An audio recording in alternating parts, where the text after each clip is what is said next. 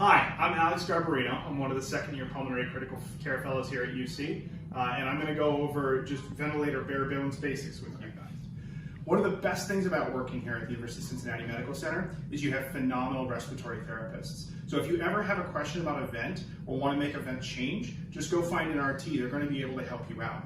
But there's a chance that in an extreme scenario, you guys might be asked to do something with the ventilator. So let's go over basic vent setup, how to make some adjustments, and look at the graphic interface on different models of vents that we use here at the University of Cincinnati.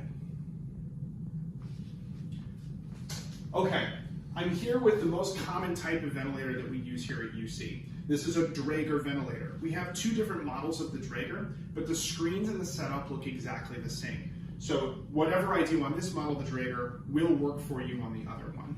Let's look at basic vent setup first. This ventilator, as you can see, is not on and not plugged into anything. Every ventilator that we use is going to plug in the exact same way. There are going to be three things you have to plug in. Power cables are pretty self-explanatory. There are also two sets of tubes that every ventilator is going to connect with, a green and a yellow. If you're like me and they're colorblind, they're also labeled air and oxygen. Green is oxygen, yellow is air. They're going to plug into corresponding jacks in the wall that are, again, also labeled for the visually impaired. 1 and 2. Once we've got everything plugged in, every vent's going to have a power button. Most of them will allow you to select either a current patient or a new patient. And we don't vent pediatric patients or neonates here, so you're pretty much always going to select new adult. This is an open standby mode. It's going to start alarming and ask the respiratory therapist to perform device and circuit checks and whatnot. Some of this is because the vent circuit is currently closed and it's not attached to any patients. You are able to do a couple of things from this mode, but the most important thing you're going to want to do is input your ventilation settings. I'm going to hit this silent button here just so it stops beeping at us. If the vent is alarming for any reason, you can push this button and it should hold the alarms for a certain amount of time. You can see that on the ventilator, it's going to start with some pre-configured settings. In this particular case, the ventilator is preset to a different type of ventilation than we've been talking about. So we're going to select a different mode. If you tap this button here where it says ventilation settings, which I will point out also exists on the upper right hand of the screen, ventilation settings. If you tap that, it will allow you to select ventilator modes for the patient. You'll see we're immediately greeted by a number of options. Currently, I want you to ignore all of these dials. We'll get to these in a moment. And I want you to focus on this row. This row is the preset modes of ventilation that you can choose from. As we've already discussed, the vast majority of your selections are going to be in volume control mode, where it says VC. And I want you to select AC, which stands for assist control. This is going to allow a patient to trigger a breath if they want it. Once we've selected this mode, you'll see that we're immediately greeted with the same options we've been discussing that you can control. And as you can see, if you don't make any selections fast enough, it's going to default back to an old mode of ventilation. So let's click back into volume control and look at the first thing we're allowed to select, FiO2, fraction of inspired oxygen. As we've discussed, you can dial this from 21%, which is the equivalent of breathing room air, all the way up to 100. And you'll see I'm using this knob that's on the ventilator to make my dialing selection. When you're setting up an initial ventilation, you almost always want to start the patient at 100% FiO2. This is because you're going to take control of the clinical situation, and the first adjustment you're going to make is going to be to dial back that oxygen once the patient starts to stabilize. You'll see I clicked the button in order to confirm that selection, and I'll just silence the ventilator one more time. The next selection we're going to make is the tidal volume. Remember that we're going to try and select a tidal volume of 6 milliliters per kilogram of ideal body weight. The ventilator is defaulting to a different setting, so we're going to dial it back. Now, I'm not ventilating a real patient right now, so let's just ballpark it at about 400 cc's. And again, I'm going to click that button to confirm the selection. We'll come back to TI in a minute. For now, let's move over to RR, or respiratory rate. This is the default rate that the ventilator is going to program itself to give breaths. Remember, if the patient decides he wants to breathe faster than this rate, the ventilator is going to allow him to and give a full supported breath because we're in this assist control mode. Let's dial in an initial respiratory rate of 20.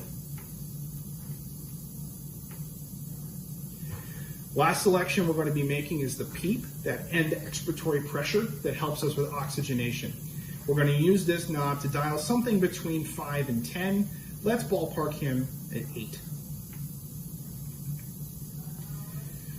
The last thing here, this TI stands for inspiratory time. Because the ventilator is giving a targeted volume and it has a certain respiratory rate that it's doing that in, it still needs to decide how much time it wants to spend breathing in and letting the patient breathe out. If you look in the lower left-hand corner, you'll see something that says I to E and a ratio. That will give the ventilator instructions on what sort of ratio between inspiration and expiration it would like to give. You'll see as I turn the inspiratory time down, that ratio is going to increase in favor of expiratory time. There's no real guideline for what to set either an inspiratory time or an IDE ratio at. Most respiratory therapists will give you an initial setting of around 0.9 to 1 seconds. Let's give the patient 0.9 seconds to breathe in. Now we've selected our initial settings. The last thing we need to do is confirm the ventilation mode and just select one more time. And now these modes will be locked in for our patient. Once we've selected our initial settings, I'm going to exit back to the home screen. To start ventilating, once the patient is connected to the ventilator, simply hit start ventilation and push the button. You'll see the ventilator start to try and deliver air, and it's going to have a very difficult time doing so because we're not intubating a patient right now. I'm going to try and silence the alarms to see if I can get the ventilator through the calibration settings while it's trying to breathe into a closed circuit. We can immediately start to see some things. On the bottom of the screen, we see all those settings that we had previously dialed in, and we can see the FiO2, the tidal volume, inspiratory time, respiratory rate, PEEP, and slope. Don't worry about the slope, and really don't worry about the inspiratory time. Just look at these 4 numbers if you want to see what the ventilator has been dialed in to give. Now, just because we're asking the ventilator to do something doesn't mean it's actually able to do it all of the time. Currently, right now, we're breathing against a closed door, so the ventilator is having all sorts of problems trying to do all of this. However, it is still reading out some data for us. And when you round on a patient, you're going to want to be able to see some of the data that the ventilator sees that it's doing for itself.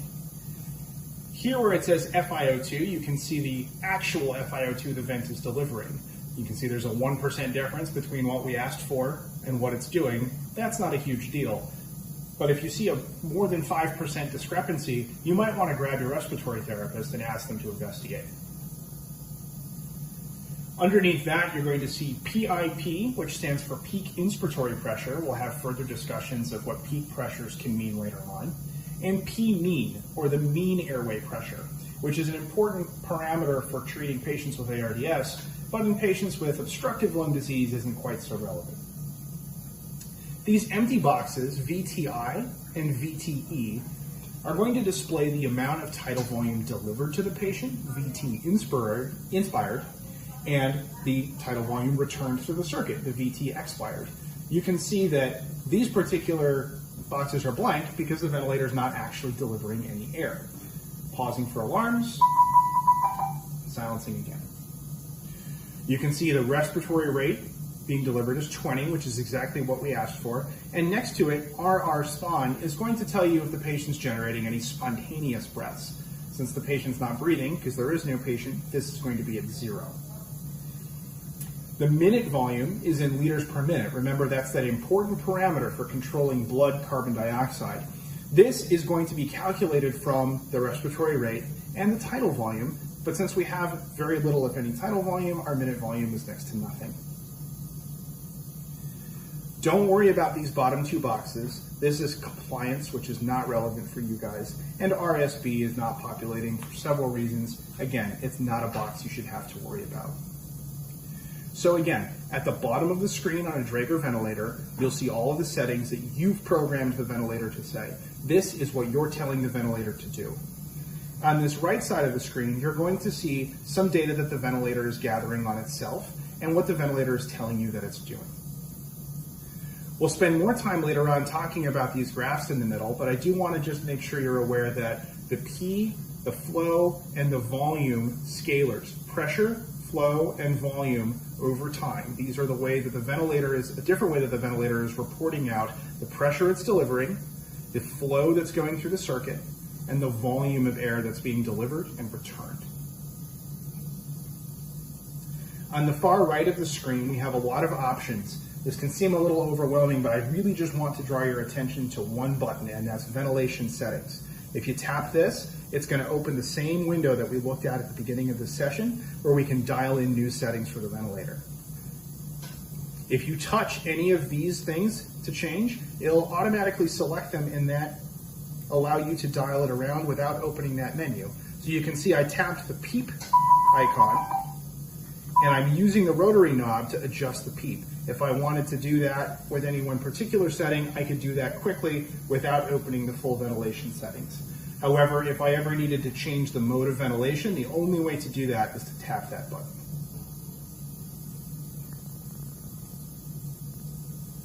A brief note on alarms. The ventilator is pre-programmed to have alarms when certain things get above or below a limit that it's dictating. I'm silencing all these alarms manually because otherwise we would be well off the grid. But you can see there's a minute ventilation alarm, there's an airway pressure alarm, a respiratory rate alarm, and a tidal volume alarm that if the numbers ever go higher, or in some cases lower, then the ventilator would alert you that something had been abnormal. You will notice that some of these values, a minute ventilation of 5, for example, which we consider almost normal in human physiology, or a minute ventilation of 9.4, which is not even what most sick people require, are very narrow. And it's your respiratory therapist's job to set these alarms before you start ventilating a patient. It's helpful sometimes to discuss those particular alarms with your respiratory therapist depending on what's going on with the patient. But in general, if you hear a ventilator alarm going off, take a look and see what's going on.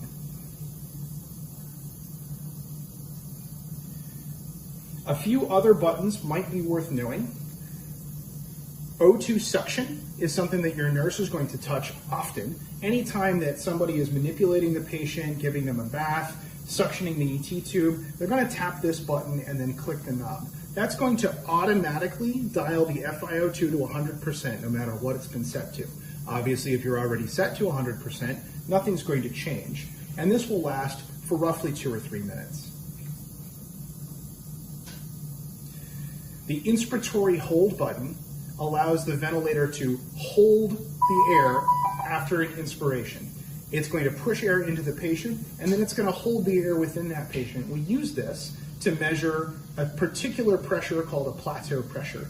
Without getting too far into the weeds on what that means, if you ever needed to check a plateau pressure, you would tap this inspiratory hold button. And again, it's a manual inspiratory hold, so you leave your finger on the screen and just let go. Most ventilators don't need anything more than that to calculate that particular pressure that we were just talking about. On the flip side of the coin, the expiratory hold button will also manually stop the ventilator from delivering a breath and hold the patient in the expiratory phase. This helps us measure things like intrinsic PEEP to a circuit, which again is not something you have to worry about right this second. But if you ever wanted to check it, that's how you would do so. When in doubt, if you need to check one of those pressures and you're not sure how, ask your respiratory therapist. Odds are they either know how to check or have already checked it and can just tell you what it is.